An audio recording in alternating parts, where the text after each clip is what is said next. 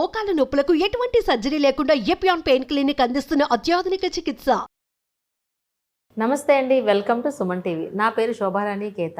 ఈరోజు కూడా ఒక మంచి ఇంట్రెస్టింగ్ టాపిక్తో మీ ముందుకు వచ్చానండి. అది ఏంటి అనుకుంటున్నారా? గ్రే హెయిర్ కోసం అన్నమాట. గ్రే హెయిర్ రాకుండా మనం ఎటువంటి హెయిర్ ఆయిల్ వాడితే బాగుంటుందో చెప్పబోతున్నాను. సో గ్రే హెయిర్ అనేది చాలా ప్రాబ్లం కదండి ఎవరికైనా సరే. చిన్నపిల్లలకి వస్తే మరీ ప్రాబ్లంగా ఫీల్ అవుతారు కదా. వాళ్ళు కాలేజ్కి వెళ్ళాలన్నా లేదా ఆఫీస్కి వెళ్ళాలన్నా వాళ్ళు చాలా ఇబ్బంది పడుతూ ఉంటారు కదా. సో గ్రే హెయిర్ అనేది చిన్నపిల్లలకైనా చాలా ప్రాబ్లంగా ఉంటుంది, పెద్దవాళ్ళకైనా కొంచెం ప్రాబ్లంగానే అనిపిస్తూ ఉంది. సో గ్రే హెయిర్ వచ్చిన తర్వాత మనం ఇబ్బంది పడే కన్నా గ్రే హెయిర్ రాకుండానే మనం ఎటువంటి ఆయిల్ ప్రిపేర్ చేసుకోవచ్చు ఇప్పుడు నేను చెప్పబోతున్నాను. సో రెడీ కదా మీరు? సో దీనికి కూడా కావాల్సిన ఇంగ్రీడియంట్స్ ఏంటి అంటే చాలా సింపుల్ అండి. ఇవి కూడా ప్రతి నిత్యం మీకు అందుబాటులో ఉండే వస్తువులతో మాత్రమే నేను చెప్పబోతున్నాను. అది ఏంటి అంటే ఆనియన్, ఉల్లిపాయ. సో ఇదివరకు సామెత కూడా ఉంది, చాలాసార్లు చెప్పుకున్నాం, ఉల్లి చేసిన మేలు తల్లి కూడా చేయదని.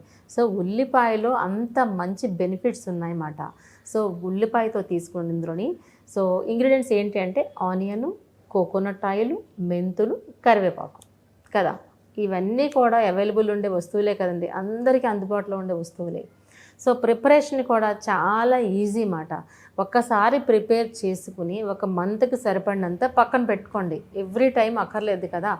ఒక మంత్కి సరిపడినంత మనం ప్రిపేర్ చేసుకుని పక్కన పెట్టుకుని మీరు ఎప్పుడైతే హెయిర్ వాష్కి వెళ్ళాలనుకుంటారో రేపు హెయిర్ వాష్ అనుకోండి, ఈరోజు ముందు రోజు నైట్ ఈ ఆయిల్ని అప్లై చేసుకోండి. అప్లై చేసుకున్నట్లయితే చాలా చక్కగా మంచి ఫలితాలు వస్తాయి అన్నమాట. అంటే గ్రే హెయిర్ అనేది రాకుండా ఉంటుంది ఎర్లీ స్టేజ్లో. చాలా ఈజీగా ఉంది కదండి. ఇది ప్రిపరేషన్ కూడా వెరీ ఈజీ. ఏ విధంగా చేయొచ్చు ఇప్పుడు నేను చెప్పబోతున్నాను. నేనైతే రెడీగా ఉన్నాను, మీరు కూడా రెడీగా ఉన్నారు కదా. సో చూస్తున్నారు కదండి, ఇది ఉల్లిపాయ, ఓకే, ఆనియన్, మెంతులు, ఈ కరివేపాకు, ఓకే.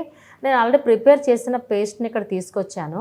సో ఇందులో మెజర్ ఎలా ఉంటుందంటే కొలతలు మనకు ఒక 250 ml ఆఫ్ కోకోనట్ ఆయిల్కి మనం తీసుకునే ఆనియన్ అండ్ మనకి మెంతులు, కరివేపాకు కలిపి 250 ml ఉండాలంటే రెండు ఈక్వల్ రేషియోలో ఉండాలన్నమాట. అప్పుడే మనకి గ్రే హెయిర్ అనేది చాలా తొందరగా రాకుండా ఉంటుంది, అరికడుతుంది అన్నమాట, ఎర్లీ స్టేజ్లో రాకుండా. అందుకే చూసారు ఎంత తక్కువ తీసుకొచ్చాను ఇక్కడ నేను. రెండు ఈక్వల్ క్వాంటిటీస్ ఉండాలన్నమాట. బాయిల్ అయిన తర్వాత ఇలా ఉండాలన్నమాట, ఓకే అండి. అంతా ఎవాపరేట్ అయ్యింది, ఇలా ఉండాలి. అట్లీస్ట్ 45 minutes అనేది మనకి లో ఫ్లేమ్లో ఉంచాలి. ఇదిగోండి చూసారా, లో ఫ్లేమ్లో మనకి 45 minutes ఉంచాలి. ఇందులో మనకి ఆనియన్ ఉంది చూసారా, చిన్న చిన్న పీసెస్ కింద కట్ చేసా, ఇదిగోండి చిన్న పీసెస్. లేదంటే పేస్ట్ మాదిరిగా కూడా తయారు చేసుకోవచ్చు, ఇదిగోండి ఈ విధంగా. ఇందులో ఆనియన్ పీసెస్ ఉన్నాయి, మెంతులు ఉన్నాయి, కరివేపాకు ఉంది చూడండి. సో మెజర్ అర్థమైంది కదా మీకు. 250 ml ఆఫ్ కోకోనట్ ఆయిల్కి ఈ మూడు కలిపి 250 grams ఉండాలన్నమాట, ఓకేనా. అంటే రెండు ఈక్వల్ క్వాంటిటీస్ ఉండాలి. అలాంటప్పుడే మనకి ఇందులో ఉన్న కంటెంట్ అంతా మనకు ఆయిల్లోకి వస్తుంది. అప్పుడే మనకి గ్రే హెయిర్ రాకుండా కంట్రోల్ అవుతుంది. సో చూస్తున్నారా, ఈ విధంగా చూసారా ఎంత బ్రౌనిష్ కలర్ వచ్చిందో. ఇంత బాగా మనకి బ్రౌనిష్ కలర్ వచ్చినట్లయితే చక్కగా అందులో ఉన్న కంటెంట్ అంతా మనకి ఆయిల్ అనేది అబ్జర్వ్ చేసుకుంటుంది. సో రిజల్ట్ అప్పుడు కరెక్ట్గా ఉంటుంది మనకు. చూసారా ఆనియన్ ఇలా ఉంది. సో కరివేపాకు కూడా ఆల్మోస్ట్ మనకి ఇలా ఫ్రై అయ్యింది. సో మీరు ఏం చేస్తారంటే ఫస్ట్ మన ఆనియన్ ఫ్రై అయిన తర్వాతనే కరివేపాకు, మెంతులు కూడా వేయండి. అంతేగాని మూడు ఒకసారి వేయకండి. ఫస్ట్ ఆనియన్ అంతా కొంచెం బాగా ఫ్రై అయిపోవాలి. బ్రౌన్ కలర్ నుంచి మనకి రెడ్డిష్ కలర్ వస్తుంది ఆనియన్ అన్నప్పుడు ఈ రెండు వేయండి. జనరల్గా మనం తాలింపులో కరివేపాకు కూడా లాస్ట్లో వేస్తూ ఉంటాం కదా. సో ఇక్కడ కూడా అలా వేయండి, ఎందుకంటే ముందే కరివేపాకు వేసామంటే బ్లాక్ అయిపోతుంది, ఓకేనా. సో రేషియో మీకు అర్థమైంది కదా, రెండు ఈక్వల్ రేషియోలో ఉండాలి. ఈ మాత్రం ఉంటే చక్కగా మీకు హెయిర్ అనేది హెల్తీగా ఉంటుంది. సో బ్లాక్ కలర్లో టర్న్ అవుతుంది అన్నమాట. ఇప్పుడు మనం దీన్ని ఫిల్టర్ చేసేద్దాం. సో ఫిల్టర్ చేసినా చేయకపోయినా ఇలా ఉన్నా ప్రాబ్లం లేదు, మీకు ఫిల్టర్ చేసి చూపిస్తాను. ఇది తొందరగా పాడయ్యేది కాదు, ఎందుకంటే బాగా ఫ్రై అయిపోయింది కాబట్టి మీకు 1 month వరకు ఉంటుంది. మీరు చేసే యూసేజ్ని బట్టి మీరు ప్రిపేర్ చేసుకోండి. 1 month వరకు అయితే ఖచ్చితంగా ఉంటుంది. సో మీరు ఏదైనా బాటిల్లో ప్రిపేర్ చేసుకుంటే అడుగున ఉన్నా పర్వాలేదు, లేదు అనుకుంటే మీరు ఇలా ఫిల్టర్ చేసేసుకుని వేరే బౌల్లోకి షిఫ్ట్ చేసుకున్నా పర్వాలేదు. చూస్తున్నారా, ఇలా మీకు నీట్గా మంచి అబ్జార్బ్ అయిన ఆయిల్ మాత్రం బయటకు వచ్చింది చూడండి. సో ఇందులో మీకు ఏమైనా ఆనియన్ స్మెల్ అనిపిస్తుంది అన్నప్పుడు అయితే మనకు అరోమా ఆయిల్స్ మార్కెట్లో అవైలబుల్ ఉంటాయి. అరోమా ఆయిల్స్ ఒక ఫ్యూ డ్రాప్స్ వేసుకున్నట్లయితే మీకు అసలు ఆనియన్ స్మెల్ కూడా రాదు. ప్రెజెంట్లీ కూడా ఆనియన్ స్మెల్ రావట్లేదు. ఎందుకు అంటే మనం బాగా ఫ్రై చేసేసాం కదా, రెడ్డిష్ కలర్లోకి వచ్చేసింది ఇంచుమించు. సో ఆనియన్ స్మెల్ అయితే లేదు, అస్సలు లేదు. ఇన్ కేస్ కానీ ఇంకా కొంతమంది ఎవరైనా సరిగ్గా వేగకపోయినా, ఇలా వేపితే రాదు, ఇన్ కేస్ సరిగ్గా వేపలేకపోయినట్లయితే మీరు కొంచెం స్మెల్ వస్తుంది అనుకున్నట్లయితే అరోమా ఆయిల్స్ అనేవి ఫ్యూ డ్రాప్స్ అంటే 2-3 డ్రాప్స్ వేసుకున్నట్లయితే ఆయిల్ అంతా కూడా మంచి ఫ్లేవర్ వస్తుందన్నమాట. సో చూసారు, ఇప్పుడు చక్కగా మనకి ఆయిల్ ప్రిపేర్ అయిపోయింది. ఇదేమైనా పెద్ద కష్టమా చెప్పండి? ముందు ఆనియన్ వేడెక్కే వరకే కొంచెం టైం పడుతుందన్నమాట. అది ఆనియన్ నుంచి మనకి రెడ్ కలర్, బ్రౌన్ కలర్ రావడానికి టైం పడుతుంది అంతే. తర్వాత మిగతా రెండు చాలా ఈజీగా ఫ్రై అయిపోతాయి. చూసారా, ఈజీగా ఉంది కదా ఇది ఆయిల్. సో ఏ విధంగా అప్లై చేసుకోవచ్చు ఇప్పుడు నేను చెప్పబోతున్నాను. సో చూసారు కదండి, ఆయిల్ ప్రిపరేషన్ అనేది ఎంత ఈజీగా ఉంది కదా, చాలా ఈజీ కదా. సో ఈజీగా మీరు కోకోనట్ ఆయిల్ అని సెలెక్ట్ చేసుకోవచ్చు, లేదంటే మనకి ఆలివ్ ఆయిల్ అని సెలెక్ట్ చేసుకోవచ్చు, బాదం ఆయిల్ అని సెలెక్ట్ చేసుకోవచ్చు. ఏదో ఒక ఆయిల్ అయితే సెలెక్ట్ చేసుకోవచ్చు. 250 mlకి 250 grams ఆఫ్ మనకి ఏం చెప్పుకున్నాము, ఆనియన్, అలాగే మనకి మెంతులు, కరివేపాకు, ఈ మూడు, ఉల్లిపాయ, మెంతులు, కరివేపాకు, ఈ మూడు కూడా రెండు ఈక్వల్ రేషియో ఉంటేనే మనకి చక్కగా అందులో ఉన్న కంటెంట్ అంతా ఈ ఆయిల్ అబ్జర్వ్ చేసుకుంటుంది.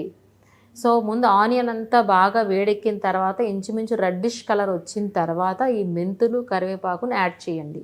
సో అది చల్లారిన తర్వాత ఈ విధంగా ఫిల్టర్ చేసుకోండి. ఫిల్టర్ చేసుకోకపోయినా అందులో ఉన్న ప్రాబ్లం అయితే లేదు, కిందకు వచ్చేసి ఉంటాయి కదా, అందులో ఉన్న ప్రాబ్లం లేదు. సో ఇటువంటి ఆయిల్ని మనం వీక్లీ 1 or 2 అప్లై చేసుకున్నట్లయితే గ్రే హెయిర్ ఎందుకు వస్తుంది చెప్పండి? అసలు గ్రే హెయిర్ అనేది ఎర్లీ స్టేజ్లో రాకుండా ఉంటుంది. చాలామందికి గ్రే హెయిర్ చిన్నపిల్లలప్పుడే వచ్చేస్తుంది కదా, హెరిడిటరీ ఉండొచ్చు, స్ట్రెస్ ఉండొచ్చు, పొల్యూషన్ అవ్వచ్చు, ఏదైనా సరే ఎర్లీ స్టేజ్లో రాకుండా అయితే ఇటువంటి ఆయిల్స్ మనం ప్రిపేర్ చేసుకున్నట్లయితే ఖచ్చితంగా కంట్రోల్ చేసుకోవచ్చు. సో ఫింగర్ టిప్స్ ఇందులో డిప్ చేసి స్కాల్ప్కి అప్లై చేయండి. ఓకే, లేదు అనుకుంటే ఒక కాటన్ తీసుకోండి, కాటన్ అందులో డిప్ చేసుకుని స్కాల్ప్ అంతా అప్లై చేయండి. కంప్లీట్ స్కాల్ప్, రిమైనింగ్ అంతా హెయిర్కి అప్లై చేయండి. అప్లై చేసి అట్లీస్ట్ 2 hours అయినా సరే ఈ ఆయిల్ మన హెయిర్కి పట్టినట్లయితే గ్రే హెయిర్ ప్రాబ్లం నుంచి మనం బయటపడవచ్చు. ఇలా పెట్టిన వెంటనే అలా క్లీన్ చేసేయద్దు. మనం చాలా ఎపిసోడ్లో ఫేస్ ప్యాక్ ఎంత టైం ఇవ్వండి, హెయిర్ ప్యాక్ ఎంత టైం ఇవ్వండి అని చెప్తున్నాం కదా. సో అలాగే హెయిర్ మనకి ఆయిల్ కూడా ఇంత టైం ఇవ్వాలి, అట్లీస్ట్ 2 hours. అందుకే నేను ఏం చెప్తానంటే ముందు రోజు నైట్ అనేది అప్లై చేసుకోండి. అప్లై చేసుకుని నెక్స్ట్ డే ఎలాగా షాంపూ వాష్ చేసుకుంటారు కాబట్టి ముందు రోజు నైట్ అప్లై చేసుకుంటే హోల్ నైట్ అంతా కూడా మన స్కాల్ప్కి పడుతుంది, అలానే హెయిర్కి కూడా పడుతుంది కదా, మంచి రిజల్ట్ అయితే వస్తుంది. సో చాలామందికి డౌట్ రావచ్చు, కొద్దిగా వేడి చేసుకుని రాయాలా, మనం అప్లై చేసుకున్నప్పుడు కొంచెం వేడి చేసుకోవాలా అని అంటారు. ఆల్రెడీ ఇది వేడెక్కిన ఆయిలే కాబట్టి అక్కర్లేదు, డైరెక్ట్గా అప్లై చేసేసుకోవచ్చు. ఈ డౌట్ క్లారిఫై అయింది కదండి. వేడి చేసుకున్నా మంచిదే, వేడి చేసుకుంటే కొద్దిగా వేడి చేసుకున్నా మంచిదే, కాకపోతే ఆల్రెడీ బాయిల్ అయిపోయింది కాబట్టి అక్కర్లేదు. అప్లై చేసిన తర్వాత మసాజ్ లైట్లీ ఇచ్చుకున్నా మంచిదే, స్మూత్ మసాజ్ ఫింగర్ టిప్స్తో. మసాజ్ వల్ల ఏమవుతుందంటే బ్లడ్ సర్క్యులేషన్ అవుతుంది. ఏ ఆయిల్ అయినా సరే మనం అప్లై చేసుకున్నప్పుడు మసాజ్ ఇచ్చినట్లయితే బ్లడ్ సర్క్యులేషన్ అవుతుంది అన్నమాట. బ్లడ్ సర్క్యులేషన్ అయినప్పుడు మనకి రీగ్రోత్ అనేది చాలా ఫాస్ట్గా వస్తుంది. మనంతా హెయిర్ ఫాల్ కంట్రోల్ అవ్వాలి, రీగ్రోత్ రావాలి అనుకుంటూ ఉంటాం కదా జనరల్లీ. ఎప్పుడైతే మనం మసాజ్ ఇస్తామో ఆయిల్తో రీగ్రోత్ అనేది ఛాన్స్ ఉంటుందన్నమాట ఎర్లీగా రావడానికి. సో ఇంతే కాకుండా ఎప్పుడు మనకి ఇప్పుడు గ్రే హెయిర్ కంట్రోల్ కోసం ఆయిల్ ప్రిపేర్ చేసుకున్నాం, విత్ కరివేపాకు ఉంది ఇందులో. ఆల్వేజ్ నేను కరివేపాకు చెప్తూ ఉంటాను కదా, ఇంటేక్ కూడా తీసుకోవాలని. కంపల్సరీ ఇంటేక్ ఒక పౌడర్ రూపంలో కానీ లేదంటే కర్రీస్లో కానీ యాడ్ చేసుకోండి. కరివేపాకుని తీసి పక్కన పెట్టొద్దు, పక్కన పెట్టకుండా చట్నీస్ రూపంలో తింటూ ఉండండి. తింటూ ఉంటే ఎర్లీ స్టేజ్లో ఖచ్చితంగా గ్రే హెయిర్ని మనం రాకుండా కంట్రోల్ చేసుకోవచ్చు హ్యాపీగా.